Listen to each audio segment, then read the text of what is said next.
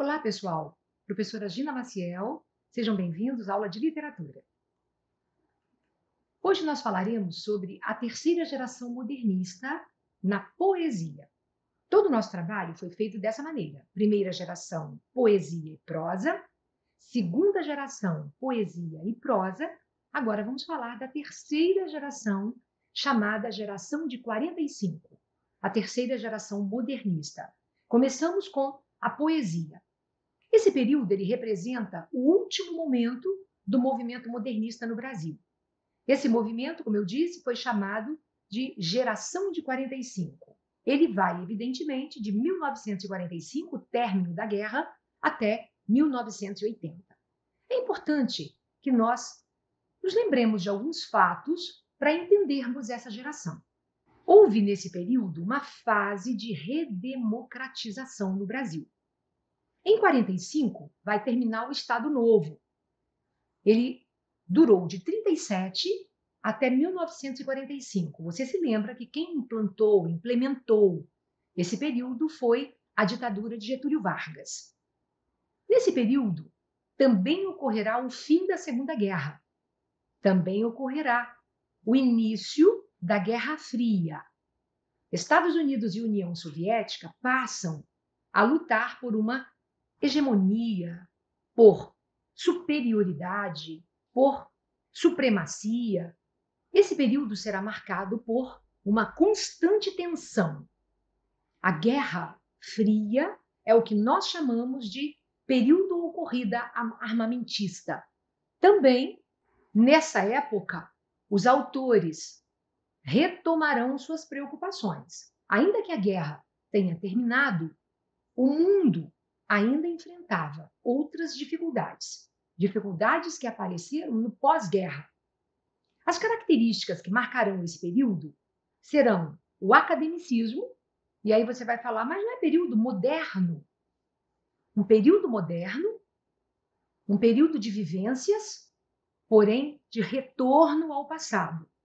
Pense, se uma pessoa no contemporâneo, no agora, está vivendo tristeza, preocupação, guerra fria, corrida armamentista, preocupações. O que tende a pessoa a fazer? Voltar-se para o passado e buscar um período seguro, um período tranquilo, um período em que ele retorna ao que era bom, ao que ele conheceu e que foi bom e bonito. Então, esses autores retomarão as obras com teor acadêmico. Eles farão experimentações. Sim, farão experimentações na área ficcional. O realismo fantástico, ou seja, os contos fantásticos aparecerão. E eles farão grandes produções, só que eles se opõem à liberdade formal. Eles vão retomar, então, a poesia do passado, a forma poética antiga. Eles valorizarão a métrica, ou seja, os versos decassílabos ou não. Valorizarão as rimas, ricas, pobres, seja como for. Eles estarão influenciados por dois períodos que você já estudou. O parnasianismo, arte pela arte, período em que a métrica era perfeita, e o período simbolista, simbolismo com toda a sua essência, com toda a sua preocupação, religiosidade, com sonoridade, valorização da metafísica. Nesse período, a metalinguagem será o assunto. Metalinguagem. Pense acerca disso. Você estudou com a professora de língua portuguesa a metalinguagem. Nós precisamos retomar, trabalhar a metalinguagem a partir das inovações linguísticas desse período. O que é metalinguagem? É o código valorizando a si mesmo. Se eu sou mulher e estou falando do ser mulher, metalinguístico é esse processo. A poesia, falando acerca do próprio fazer poético, o romance, da própria criação romântica. O artista discutir ou falar da dor, das necessidades do próprio eu lírico, do próprio artista. Então, a metalinguagem será usada nesse período. O regionalismo vai trabalhar o tema, como você já sabe, universal. A temática social, humana e a linguagem bem objetiva. Os escritores desse período, eles têm uma atitude mais formal. Eles retomam o equilíbrio e a seriedade. Os artistas desse período retomam o equilíbrio, a seriedade, a regularidade formal. A geração de 45, ela apresenta um espírito equilibrado, sério. Os versos serão bem regulares, a linguagem refinada. Eles se opõem frontalmente ao espírito anárquico, contestador, espírito radical da geração de 1922. Eles assumem, literalmente, uma postura antimoderna. Eles se preocupam com a denúncia social. É preciso falar acerca do que o homem brasileiro vivia. Eles se dedicam a aspectos estéticos. Então, eles buscam a beleza, os versos perfeitos, as rimas ricas. Esse artista, então, ele será chamado de neoparnasiano. Olha como o mundo dá voltas. A geração de 22 riu, não quis valorizar o parnasianismo, desprezou o parnasianismo, riu deles. E a terceira geração, a de 45, vai retomá-los. Serão chamados neoparnasianos, preocupados com a estética, com a métrica, com os versos. Eles buscarão a beleza e, sobretudo, cultuarão a forma, ou seja, o soneto. Esse autor, João Cabral de Melo Neto, grande poeta, falecido em 1999, era um engenheiro. Ele foi poeta, foi escritor, diplomata, foi conhecido como poeta engenheiro. Como é que ele fazia versos? Com a mentalidade de um engenheiro. Os versos eram bem racionais, bem pensados, bem engenhados. Ou seja, ele buscava a palavra ideal, a métrica perfeita. De maneira bem racional e equilibrada, João Cabral de Melo Neto vai se destacar nessa estética. Por quê? Porque ele será uma pessoa muito rigorosa, sobretudo na métrica, nas rimas. Na obra Morte e Vida Severina, ele vai, sem dúvida, consagrar-se. Morte e Vida Severina vai nos mostrar tristezas, angústias e a vida desse homem nordestino, a vida dessa mulher que habita aquela região e por amor permanece lá, ainda que submetida à morte. Os livros dele foram traduzidos para inúmeros idiomas e a obra Morte e Vida Severina foi adaptada ao teatro, ao cinema. Quando possível, vá vê-la. Uma forte crítica está sob essa obra. Essa obra busca nos mostrar dramaticamente, por meio de um poema lançado em 1955, a história de um retirante nordestino. Ele sai para o sudeste do Brasil. Ele vai em direção a São Paulo e ele vai buscar melhores condições de vida. Mas a saga desse personagem é muito interessante. Ele passará por momentos extremamente interessantes e tristes, nos quais ele verá a morte o tempo todo. E o nome dele? Severino. O meu nome é Severino.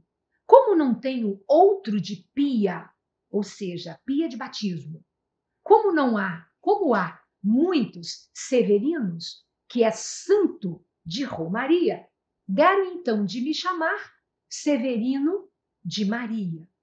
Como há muitos severinos com mães chamadas Maria, fiquei sendo o da Maria do finado Zacarias. Mas isso ainda diz pouco.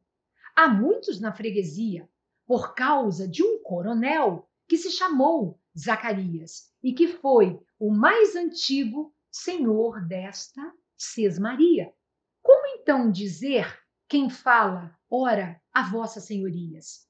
Vejamos, é o Severino, da Maria do Zacarias, lá da Serra da Costela, limites da Paraíba. Mas isso ainda diz pouco.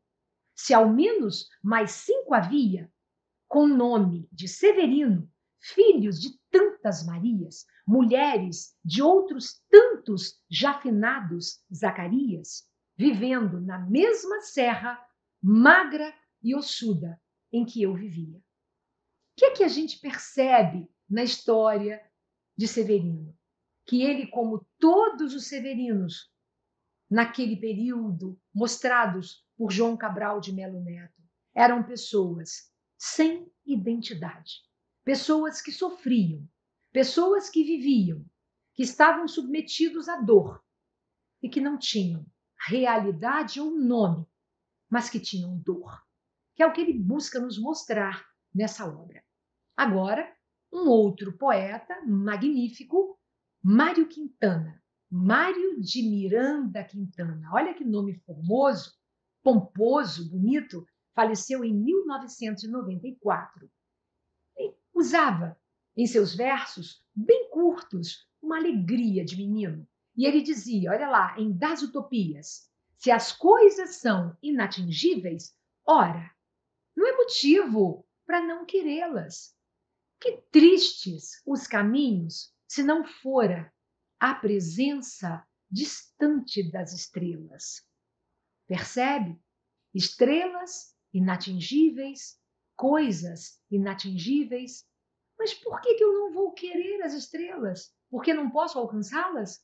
Mas há tantas coisas na vida que não alcançamos. E ainda assim, os nossos caminhos estão cheios de estrelas. Elas estão lá, no céu, presentes. Então, não podemos perder esperança. Esse poeta foi chamado de poeta das coisas simples. A linguagem que o Quintana usava em seus textos era fluida, introspectiva. Por quê? Porque ele buscava conhecer internamente o eu lírico, mostrá-lo. Temas como amor, o tempo, a natureza eram os mais preferidos desse poeta. E ele muitas vezes agiu com uma linguagem bem irônica. Em Poeminho do Contra, o nosso autor, ele vai nos mostrar que todos esses que aí estão atravancando o meu caminho, eles passarão. Eu, passarinho. Note que Mário Quintana, o poeta da linguagem simples, da linguagem fluida, consegue ser absolutamente irônico ao produzir esse poema como resposta a algumas pessoas. É como se ele dissesse a quem o ofendeu, é como se ele dissesse a quem o feriu: você que atrapalha, que impede, que interrompe o meu trabalho, você que atravanca, que cria um obstáculo feito pedra para mim, você passa, eu fico, porque você passará, mas eu passarinho. Então, há na palavra eu passarinho toda uma conotação sugestiva, irônica, de resposta que ele dá às pessoas que o aborreciam. O nosso poeta, com sua linguagem simples, alcança seu objetivo, note, numa quadra.